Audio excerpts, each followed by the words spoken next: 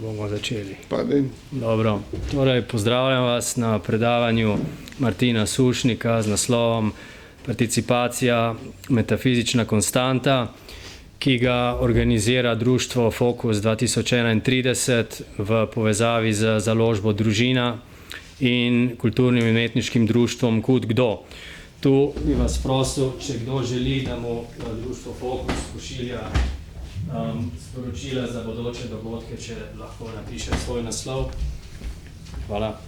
Torej, Martin Sušnik je filozof, zaposlen na argentinski katoliški univerzi. Pred kratkim je imel v soavtorstvu izdal knjigo z naslovom Manantial en el desierto, ensayos multidisciplinarios sobre empatía y compasión. Sodeloval je tudi pri zborniku Slovenija 2041, sodeluje tudi v fundaciji Milana Komarja. Aktiven je pa seveda tudi v društvu, torej v občestvu slovenskih izseljencev v Argentini, kjer je član sekcije, teološke in filozofske sekcije pri Slovenski kulturni akciji in kulturni referent organizacije Zedinjena Slovenija. Poleg tega je pa seveda tudi glasbenik, pesnik in režiser. Martin Sušnik je učenec Milana Komarja in pri svojem teoretskem udejstvovanju izhaja iz Tomaža Akvinskega, vendar je pri svoji kritiki imanentističnih filozofij dovzeten za izzive in dialog z modernimi in postmodernimi avtorji in se zaveda morebitnih pasti neosholastike, kadar začne razmišljati preveč kvadratasto. Prihaja iz Argentine, je argentinski filozof, ki nam bo predaval v slovenščini. Kaj je razlog za to nenavadno dejstvo? Razlog je v tem, da je Martin, da participira v temu, čemur so rekli slovenski čudež v Argentini.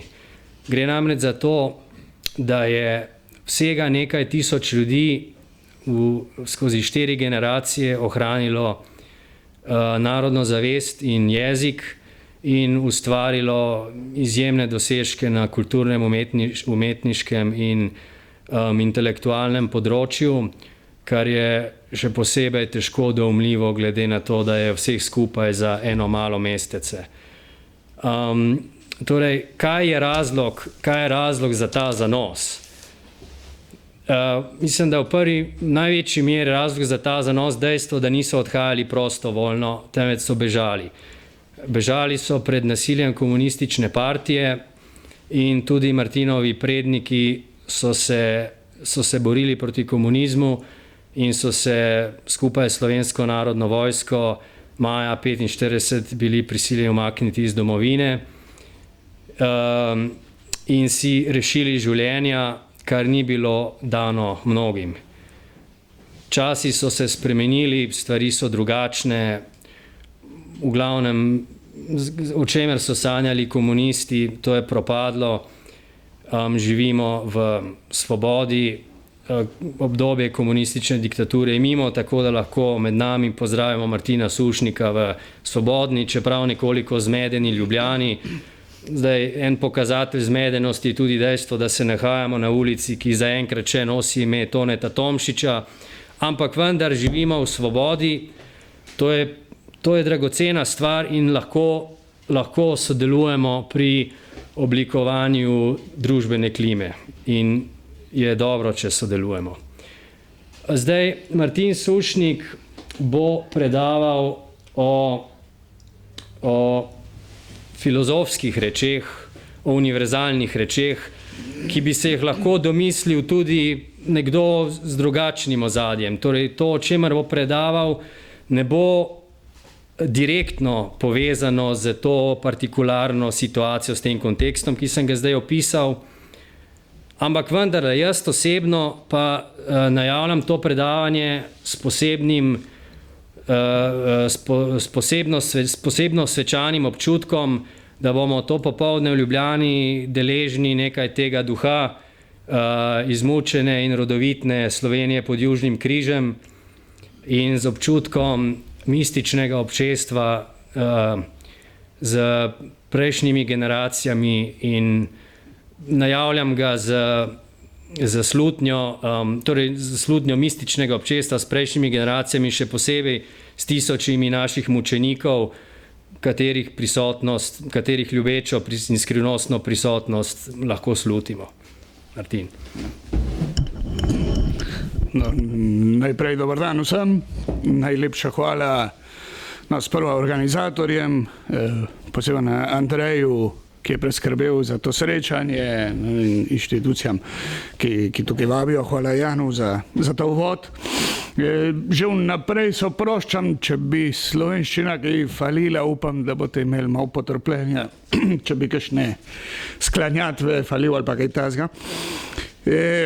Tema je sicer precej dolga, no, pa bomo videli, kako bi jo dali v tem trenutku vsaj predstaviti, ne. Tema, ki nas danes druži, je sicer participacija in to kot metafizična konstanta. Beseda participacija je na vsem jasno, da ni slovenskega izvora, ne? Ni slovanska beseda, latinska beseda, prihaja iz teh dveh besed, pars, to je en del, in capere, prejeti, ne? Sprva recimo najenostavnejši prevod participacije bi bilo ravno to, prejeti en del, ne? Ampak ko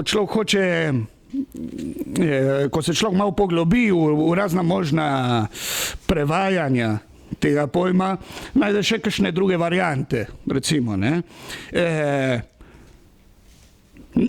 Participirati ni samo prejeti en del, ampak je tudi lahko recimo udeležiti se, ne. Ali pa še bolj v pasivnem smislu nekako biti deležen, da sem jaz nečesa deležen, ali pa v aktivnem smislu, da jaz delim z nekom, recimo še celo tam v Argentini, kadar se dva poročita, ne, nam dajo vabilo in tisto vabilo imenuje, zdaj že skoraj ne, ampak včasih se je imenoval tisto vabil participacion, ne, ker je pač pisal ta, pa vas participirata k temu, da se udeležite, ne, da smo tisti, ki smo povabljeni nekako deležni tega dogajanja, prejmemo nekaj, kar nam je dano od drugega. In tudi v aktivnem smislu sodelovati, ne, participiramo, vkolikor skupaj delamo v prid enega istega cilja in tako. To se pravi, da participacija ima različna možna,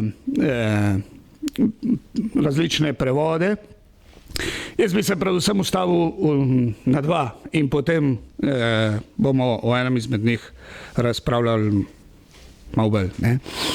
Prva je, recimo tako, fizična ali pa materialna participacija, ne, ki ima te značilnosti. Obstoja ena predhodna celota, materialna celota, in ta celota je razdeljena, ne, jo režemo na kose in vsak pol participira, dobi enega iz teh kosov, no, da nimo tako, prinesemo eno pico, ki so tukaj v Sloveniji tako velike v primerjavi s tamkajšnjim, ne, in jo razdelimo in torej vsi participiramo iz te velike pice, vsak dobi en kos, ne, te pice, te torte, ne vem, kaj si pripravil za poznaj. Ima ta materialna participacija ima te značilnosti, ne. Obstoja ta predhodna materialna celota, ki enkrat, ki se razdeli, izgine kot celota. To se pravi, če razdelimo na kose to pico, potem tiste prvotne pice kot celota je ni več, ne. Ne obstoja več kot celota. Imamo nove celote, vsaka porcija je nova celota, ampak prvotne celote ni več. In zato je tudi ta participacija, take materialne sorte, zgodovinska ali pa bi rekli trenutna, ne. Participacija ta obstoja med tem, ko se to razdeljuje. potem pa že ni več participacije, ker ni več te celote in te deli, kar so sprva bili deli, že niso deli, ampak so pač nove celote. Manjše, ampak sicer nove celote. Ne? V takih slučajih večinokrat obstaja kakšna predhodna pravica, recimo, do te participacije. Naprimer, če se razdeli ena dediščina, ne? Je ena pravica, ki jo imajo dediči, da prejmejo svoj kos, svoj del te prvotne celote. Po participaciji pa ni nujno, da se pojavi en nov odnos med temi, ki participirajo. Saj se lahko, ne? Ampak ni nujno. Nažalost, večkrat se zgodi ne, recimo, ne? Ker ravno tisto, kar jih je prej držalo skupaj, recimo, da je, ne vem, da je oče umre, kar je morbiti brate še držali skupaj, dobro, potem oče umre, oni si razdelijo to dediščino in pogre pa vsak po svoje. Ne, ne rojeva nujno novih odnošajev med temi, ki participirajo. Ne, ker ni več tiste točke, ki jih je sprva držala skupaj. Ne. Torej se ravno zgodi, da včasih v teh materialnih slučajih po tej materialni participaciji dejansko ni več participacije. Ne. Drug slučaj je pa, če gremo recimo tako, recimo bi skupaj organizirali, pa bi šli na eno gledališko predstavo, ne? In bi tam tudi nekako vsi participirali od te predstave, ampak ne na tak način, da bi vsak vzel domov en kos tiste predstave. Ne? Ni da gremo trije gledati Moljerja in jaz vzamem seboj prvo dejanje, Jan vzame drugo dejanje, to ne vzame tretje dejanje seboj, ker se tista celota ne razdeli. Tista celota preživi, ostaja kot celota, ampak je na vsak način do nas prišlo, čeprav deloma. Ne? To se pravi, nekaj se tam dogaja na, bi rekel, na prvenstven način in to deloma pride do nas, ki smo gledalci te gledališke predstave ali kar bi pa že bilo. Ne? Tukaj gre pa za eno duhovno participacijo ali kakšni pravijo za eno moralno participacijo. Ne? To že ni prejeti en del, ampak je delno imeti nekaj. Ne? Ali delno biti, no? Tudi lahko. To pomeni, da se celota ne izgubi kot taka, ker se ne razdeli in se ne razdeli, ker ni materialna. To bi veljalo tudi za tisti slučaj poroke, recimo. Ne? Tam sta dva, ki sta protagonista tega dogajanja in mi, ki smo na poroko povabljeni, vkolikor smo pač njihov prijatelj, recimo se tudi v nas dogaja to veselje, ki ona na protagoničen način živita. Ne? Pa nas se tudi to godi, čeprav ne v isti intenzivnosti. Ne? Ravno zato pri tej duhovni participaciji vsak, ki je deležen celote, čeprav ne vsi na isti način ali v isti meri. Kakšen več, kakšen manj, kakšen na globokejši način, kakšen na močnejši način, drugi manj. Seveda, če gremo recimo na gledališko predstavo in se kakšen bolj spozna na francoske komedije 17. stoletja ali pa režiser in to, pol verjetno, ali pa kot gledalec bolj občutljiv, verjetno bolj participira tiste celote, kot pa eden, ki je relativno do tega brezbližen. To se pravi, ta participacija zavisi od situacije prejemnika, ne? Njegovih zmožnosti, njegovih sposobljenosti, njegovih zmogljivosti, to se pravi, zavisi od njegove kapacitete. Rad citiram eno Aristotelovo frazo, ne? Vse, kar se sprejme na način sprejemnika. Če je človek bolj plitve sorte, bo bolj na plitvi način sprejel, če je človek bolj globoke sorte, globokejši sprejme in tako. Ne? Ta duhovna participacija je pa lahko dolgotrajna, ne? Ker celota obstaja. To se pravi, da participacija obstaja, kolikor časa jo prejemniki prejemajo. Ni trenutna. Ne? In velikokrat se zgodi, da zaradi te participacije se rodijo novi stiki, ne? Novi odnošaji To se pravi, participacija, ta duhovna participacija lahko povzroči eno novo občestvo med tistimi, ki participiramo. Ne? Vsi participiramo te gledališke igre, na primer, ampak to pol ravno zaradi tega, ker smo vsi to gledali in vsi tega uživali, se pol nekako vežejo eni odnošaji med nami, ki smo ravno tega bili deleženci. Ne? Te deleženci postanejo nekako tudi vezani med seboj.